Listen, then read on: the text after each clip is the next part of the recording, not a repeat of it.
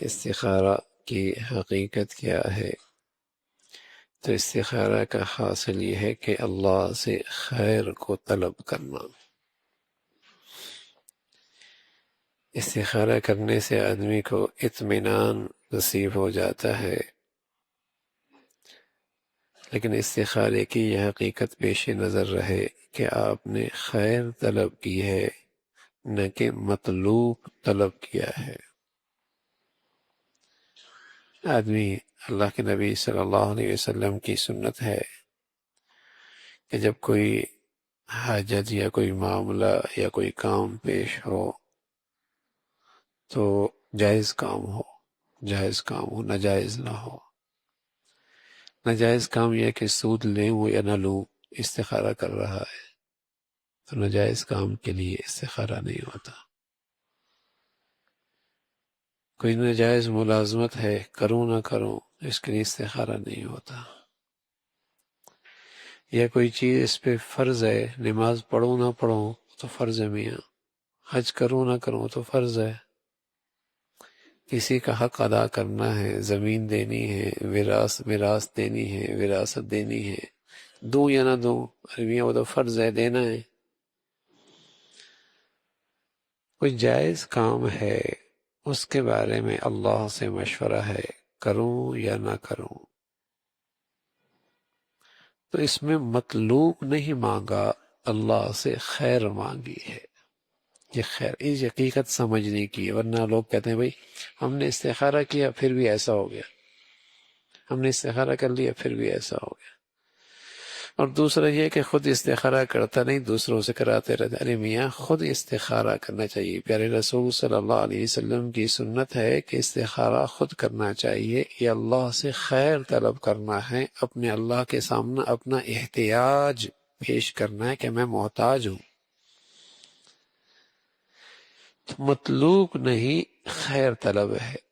ہوتا کیا ہے، مثال کے طور پہ ایک آدمی نے چاہا کہ بیٹی کی شادی یا ہو یا نہ ہو، یا رشتہ کیا جائے یا نہ کیا جائے، ابھی استخارہ کر رہا،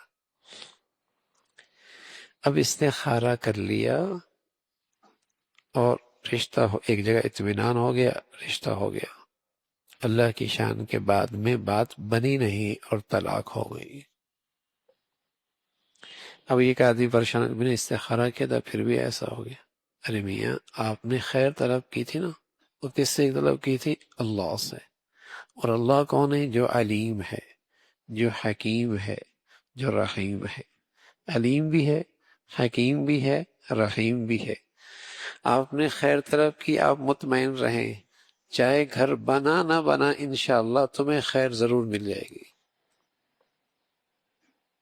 تم نے تو استخارہ کر لیا، اب جو بھی صورت بنی تمہاری طبیعت کے مطابق، مطلوب کے مطابق بنی یا اس کے خلاف بنی، یہ اطمینان رکھو کہ تمہیں خیر ضرور ملے گی، چاہے دنیا میں ملے گی چاہے آخرت میں ملے گی، چاہے نعمت کے ملنے کی شکل میں ملی، چاہے نعمت نہ ملنے کی شکل میں جو آپ نے صبر کیا اس پہ خیر ملی، خیر ہر حال میں مل گئی۔ یہ ہے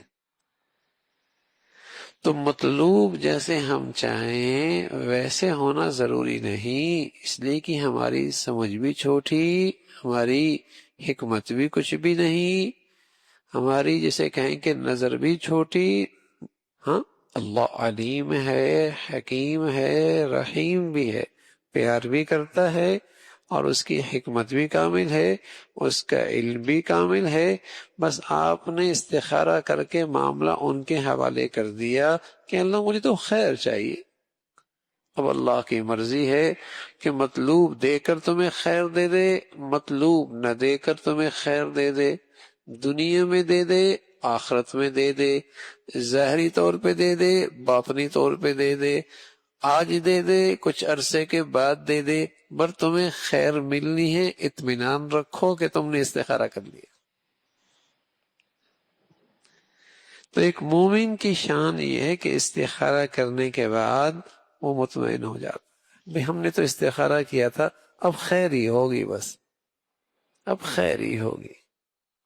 یہ ایک اطمینان کی چیز ہے، مطلوب کا ملنا اور خواہش کا پورا ہونا اور اس کی اپنی چاہت کا پورا ہونا یہ ضروری نہیں، یہ ضروری نہیں، ہاں خیر کا ملنا یہ یقینی ہے، خیر کا ملنا یہ یقینی ہے۔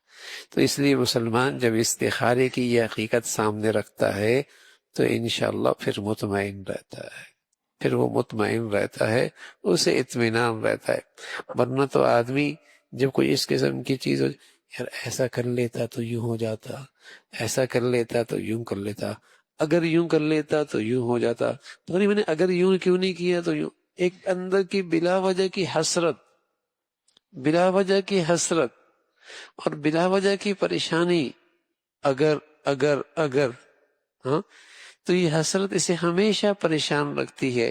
اور ایک یہ کہ میاں اگر مگر کوئی نہیں، ہم نے تو استخارہ کر لیا، اب ہمیں اللہ نے خیر ہی دے دی، اور اللہ نے ہمیں خیر ہی دے دی۔ تو یہ ہے استخارہ کی حقیقت ہے، اور سنت یہی ہے کہ آدمی اللہ سے خود استخارہ کرے، 1 دن کرے، 2 دن کرے، 3 دن کرے، 4 دن کرے، 5 دن کرے، 6 دن کرے، 7 دن کرے۔ اور اگر وقت کم ہے، ایک ہی دن میں بھی 7 مرتبہ نوافل پڑھ سکتا ہے، ویسے تو کسی وقت بھی پڑھ سکتا ہے، رات کو پڑھ لینا ذرا سکون ہوتا ہے، زیادہ بہتر ہے، ورنہ کسی وقت بھی استخارے کی نماز پڑھی جا سکتی ہے۔